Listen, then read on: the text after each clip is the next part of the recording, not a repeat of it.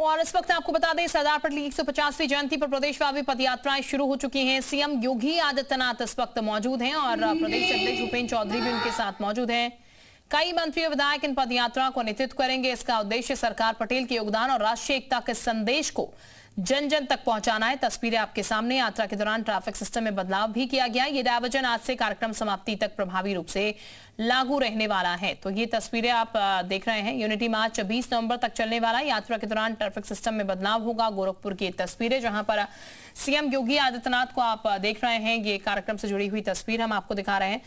सरदार पटेल जयंती पदयात्रा शुरू कर दी गई है। डायवर्जन कार्यक्रम समाप्ति पर लागू होगा और यात्रा के दौरान ट्रैफिक सिस्टम में बदलाव किया गया है ताकि दिक्कत किसी को ना हो। और इसी कार्यक्रम से जुड़ी हुई ये तस्वीरें इस वक्त गोरखपुर से सामने आ रही हैं। सीएम योगी आदित्यनाथ को तस्वीरों में इस वक्त नजर आ रहे होंगे। 150वीं जयंती जो है सरदार पटेल की मनाई जा रही है।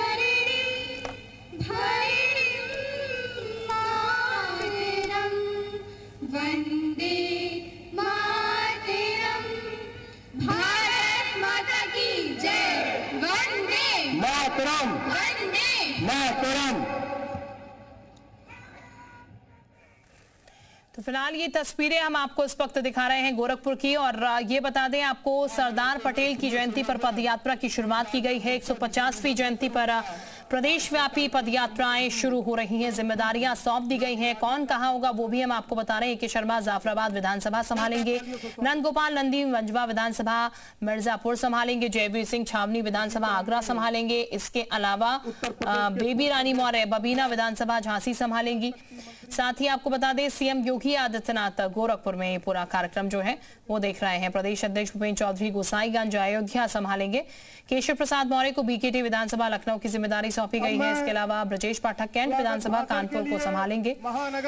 के शर्मा जाफराबाद विधानसभा। तो ये पूरा कार्यक्रम जिसकी शुरुआत अब कर दी गई है। सरदार पटेल जयंती मनाई जा रही है। 150वीं जयंती है जिसमें प्रदेशव्यापी यात्रा निकाली जा रही है। और इस प्रदेशव्यापी यात्रा के बीच पद यात्राओं की शुरुआत जो है वो हो रही है। यूनिटी मार्च के नाम से ये पद यात्राएं 20 नवंबर तक चलने वाली हैं। और मुख्यमंत्री योगी आदित्यनाथ, प्रदेश अध्यक्ष भूपेंद्र चौधरी समेत कई मंत्री और विधायक इन पद यात्राओं का नेतृत्व करेंगे। इसका उद्देश्य सरकार पटेल के योगदान को और राष्ट्रीय एकता के संदेश को लोगों तक पहुंचाना है। यात्रा के दौरान ट्रैफिक सिस्टम में बदलाव किया गया है ताकि कोई भी परेशानी ना हो। पूज्य योगी आदित्यनाथ जी महाराज का आज के इस कार्यक्रम में तो गोरखपुर की ये तस्वीरें हम आपको दिखा रहे हैं। गोरखपुर में पूरा कार्यक्रम आयोजित किया जा रहा है और सभी को जिम्मेदारियां सौंप दी गई हैं इस पद यात्रा को लेकर। सरदार पटेल जयंती की पद यात्रा है जो कि निकाली जा रही है। यूनिटी मार्च 20 नवंबर तक यहां पर चलने वाला है। उसी से जुड़ी हुई ये पूरी तस्वीरें लोग तमाम सीएम योगी आदित्यनाथ को सुनने के लिए फिलहाल इस वक्त यहां पर मौजूद हैं, जैसा कि इन तस्वीरों में भी आप देख रहे हैं। और क्योंकि जगह जगह पदयात्रा निकाली जाएगी 20 नवंबर तक, तो रूटों का डायवर्जन लाजमी है। इसीलिए ट्रैफिक सिस्टम में थोड़ा बदलाव किया गया है ताकि जो आम जनमानस है उसको परेशानी ना हो। पहले से रूट डायवर्जन के बारे में जानकारी दी जा रही है। रूटों को डाइवर्ट कर दिया गया है ताकि पदयात्रा भी सुचारू रूप से निकल पाए और आम जनमानस जो है उनको भी इस बात की जानकारी रहे कि रूटों का डायवर्जन हुआ है, उन्हें कोई परेशानी यहाँ पर ना हो। और बाकायदा जिम्मेदारी जो है वो भी यहाँ पर दे दी गई है। कहाँ पर किसको इन पदयात्राओं को संभालना है, कहां से पदयात्राएं निकलनी है, किस किस को इस पदयात्रा में शामिल रहना है, ये तमाम चीजें जो हैं वो तैयार हो चुकी हैं। उसका खाका तैयार हो चुका है। उसी के आधार पर जिम्मेदारियां सौंप दी गई हैं। लेकिन ये जो तस्वीरें हैं वो गोरखपुर की तस्वीरें हैं। सरदार वल्लभ भाई पटेल की जयंती जो है वो बीजेपी मना रही है। 150वीं जयंती है और उसी में यूनिटी मार्च निकाला जा रहा है। लोगों तक ये संदेश पहुंचाना एकता का और इसके साथ सरदार वल्लभ भाई पटेल ने क्या क्या किया, उनके योगदान को जन जन तक ले जाना, ये एक बड़ा मकसद है इस पूरे कार्यक्रम का जो एकता यात्रा निकाली जा रही है, यूनिटी यात्रा निकाली जा रही है। तो यूनिटी मार्च है ये जो कि निकाला जा रहा है। तमाम जो जनमानस है वो सीएम योगी आदित्यनाथ को सुनने के लिए भी इस वक्त यहाँ पर मौजूद हैं। उसकी तस्वीरें भी हम आपको दिखा रहे हैं। भारतीय जनता पार्टी के प्रदेश उपाध्यक्ष, जिन्होंने जब से ये कार्यक्रम आया लगातार हम लोगों के बीच में, मंडलों में, वार्डों में सबसे संपर्क करके इस कार्यक्रम को ऐतिहासिक बनाया, ऐसे एमएलसी प्रदेश उपाध्यक्ष डॉक्टर धर्मेंद्र जी को मैं सादर आमंत्रित करता हूं। आप आए और हम कार्यकर्ताओं का मार्गदर्शन।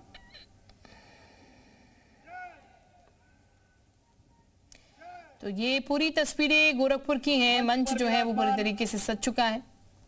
पूरे देश को एकता और अखंडता के सूत्र में बांधने वाले लौह पुरुष सरदार वल्लभ भाई पटेल जी की 150वीं जयंती के पावन अवसर पर इस एकता यात्रा के मुख्य अतिथि गोरक्ष पीठाधीश्वर, उत्तर प्रदेश के ही नहीं देश के सर्वाधिक लोकप्रिय मुख्यमंत्री, उत्तर प्रदेश के यशस्वी मुख्यमंत्री, हम सब की आस्था के केंद्र, इस कार्यक्रम के मुख्य अतिथि पूज्य योगी आदित्यनाथ जी महाराज का मैं आप सभी से एक बार आग्रह करता हूं, करताल ध्वनि के साथ, तालियों की गड़गड़ाहट के साथ हार्दिक अभिनंदन और स्वागत।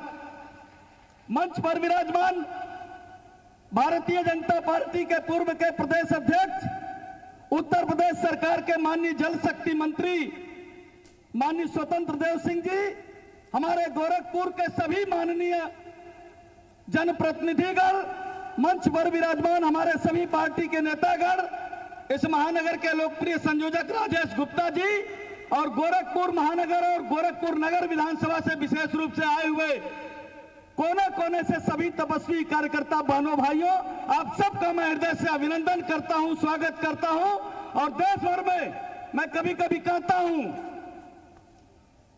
कहता हूं कि एक प्रसंग में आता है, बाली और अंगद का, भगवान राम और बाली का युद्ध हुआ और युद्ध के बाद बाली का वध जब हो गया तो दोनों को दृश्य को देख करके सुग्रीव को लगा कि मैं तो अपने भाई के वध का कारण बन गया, और सुग्रीव ने कहा प्रभु राजपाट मुझे नहीं चाहिए, मैं अपने भाई के वध के नाते तपस्या करूंगा, जा करके प्रायश्चित करूंगा, सन्यासी बनूंगा। तो राम जी कहते हैं जो मैंने राज्याभिषेक कर दिया उसका क्या होगा? तो सुग्रीव नाराज होकर कहता है जो तपस्वी बनना चाहता है, जो सन्यासी बनना चाहता है, उसे अब राजा बनाना चाहते हैं। तो भगवान राम ने बहुत सुंदर रामचरितमानस में, रामायण में उत्तर दिया है। राम जी ने कहा सन्यासी से अच्छा राजा और कौन हो सकता है जिसका अपना कुछ नहीं, सब कुछ देश और समाज के लिए करता है। और ये सुखद संजोग है कि उत्तर प्रदेश में एक सन्यासी राजा हम सबको योगी आदित्यनाथ जी महाराज के रूप में मिला है, जिन्होंने उत्तर प्रदेश को उत्तम प्रदेश के रूप में बदलने का काम, गोरखपुर की तस्वीर को 2017 के पहले की गोरखपुर की तस्वीर आज गोरखपुर दुनिया के नक्शे पर, भारत के नक्शे पर चमकता हुआ दिखाई देता है। तो इसके पीछे की पृष्ठभूमि है पूज्य योगी आदित्यनाथ जी महाराज के नाते हो रहा है। और इसलिए आज के अवसर पर इस यात्रा के शानदार कार्यक्रम के लिए मैं आप सबका, आपने बड़ी परिश्रम किया है, आज बहुत लंबा भाषण नहीं, मैं तो आपके बीच का हूं। आज एक बार पुनः आप सबकी तरफ से पूरे उत्तर प्रदेश को उत्तम प्रदेश बनाने वाले हम सबके लोकप्रिय मुख्यमंत्री पूज्य योगी आदित्यनाथ जी महाराज का अभिनंदन करता हुआ अपनी बातों को पूरा करता हूं। बहुत बहुत धन्यवाद। जय जय श्री राम। बहुत बहुत धन्यवाद। अभी हम लोगों को प्रदेश उपाध्यक्ष जी का मार्गदर्शन प्राप्त हुआ। अब मैं उत्तर प्रदेश के पूर्व प्रदेश अध्यक्ष, जल शक्ति मंत्री, हम सभी के नेता आदरणीय स्वतंत्र देव सिंह जी से सादर निवेदन करते हैं, आप आए और अपना उद्बोधन प्राप्त करें।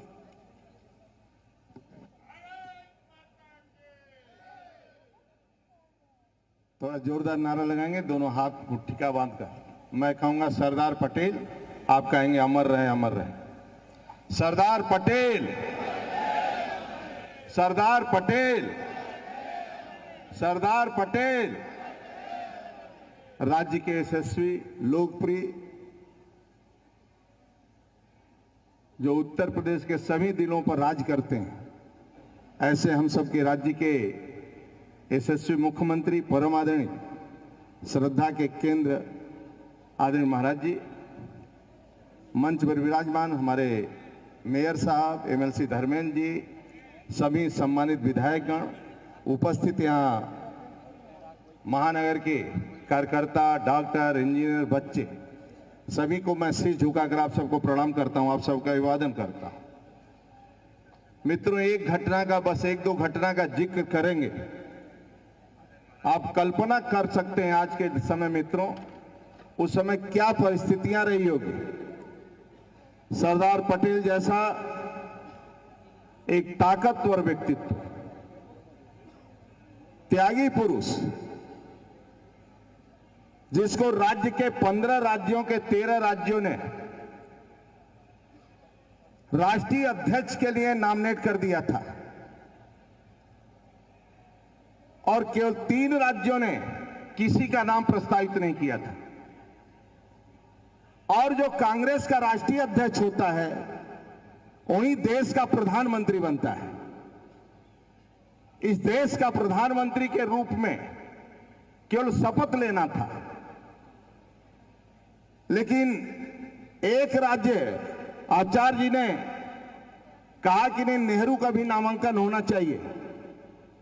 तो संशोधन होने के बाद दिल्ली राज्य ने एक नाम प्रस्तावित किया, केवल एक राज्य ने, वह भी संशोधन होने के बाद।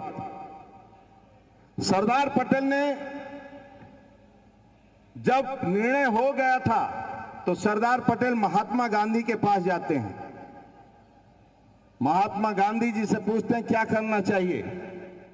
महात्मा गांधी कहते हैं कि पर्चा वापस लेना चाहिए। ऐसा व्यक्तित्व, इतना महान व्यक्ति, एक शब्द तर्क नहीं किया, वितर्क नहीं किया। चाहते तो सरदार पटेल विद्रोह भी कर देते तो पूरा देश उनके साथ था, लेकिन महात्मा गांधी के एक बात पर वापस आते हैं, पर्चा वापस लेते हैं मित्रों। फिर राष्ट्रीय अध्यक्ष नेहरू बनते हैं। यदि सरदार पटेल उस समय राष्ट्रीय अध्यक्ष होकर देश के प्रधानमंत्री बन गए होते मित्रों, तो देश कहां से कहां पहुंच जाता, इसकी हम कल्पना नहीं कर सकते थे, और किसान आत्मनिर्भर होता है आज। मैं दूसरी घटना, जो रियासतों का विलय था, कल्पना करिए, एक लाठी भी नहीं, एक डंडा भी नहीं, और 563 रियासतों में से 549 रियासत बिना डंडे लाठी के मित्रों भारत में विलय कर लिए थे। और हैदराबाद, जूनागढ़, श्रीनगर, 3 और फिलहाल